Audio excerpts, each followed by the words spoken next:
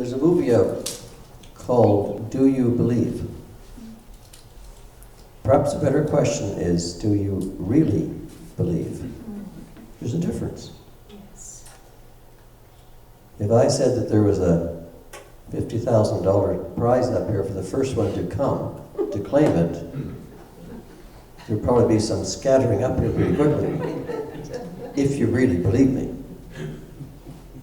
Or if I said there's a buried treasure out there, and all you needed was a simple treasure map and a shovel, and you really believe that, there probably wouldn't be a shovel left to pick to count it.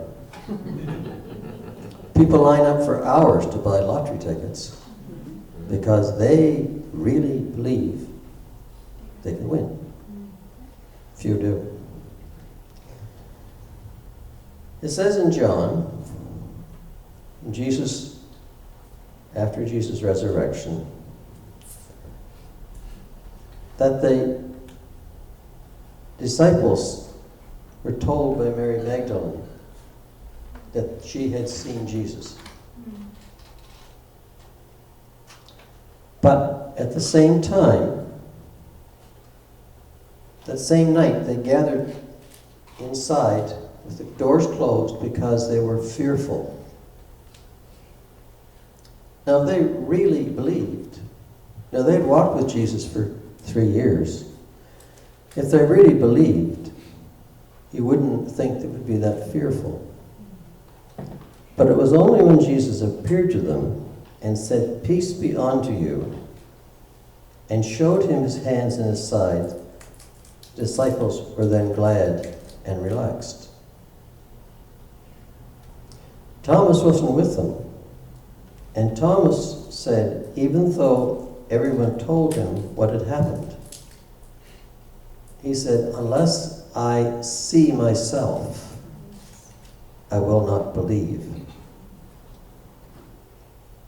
Many people who aren't involved with relationship with God feel it's somewhat foolish to pray to thin air. I mean, who's out there? You know, you sort of feel a little foolish praying down and praying when there's no one apparently listening.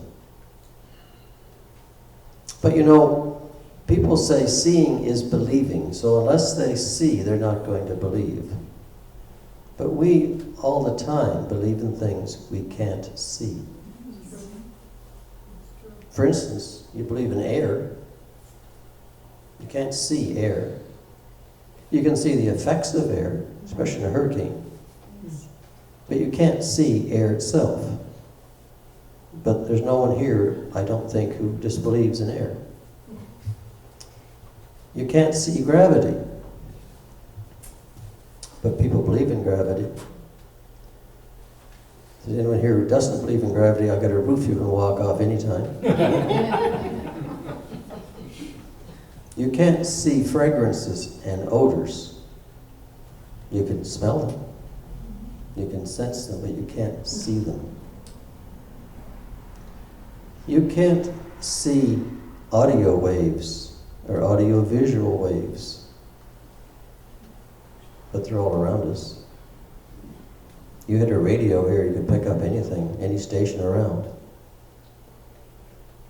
Perhaps it's God's way of protecting us, because if we could see everything that's around us all the time, all the audio, all the visual, all the cell phone chatter, everything that's around us all the time, we probably wouldn't stay sane very long. But we have to believe in what we don't see. It says in Romans chapter 1, verse 18, "For the wrath of God is revealed from heaven against all ungodliness and unrighteousness of men who hinder the truth. Because that which is known of God is manifest in them, for God manifested it unto them. For the invisible things of him, since the creation of the world are clearly seen. The invisible things are clearly seen, being perceived through the things that are made.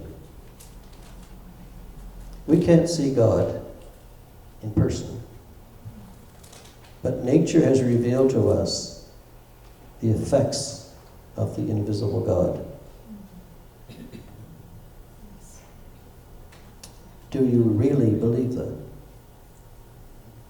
Because people who really believed really understand that there is a treasure. It's not buried. And all you need is a simple book to reveal it to you.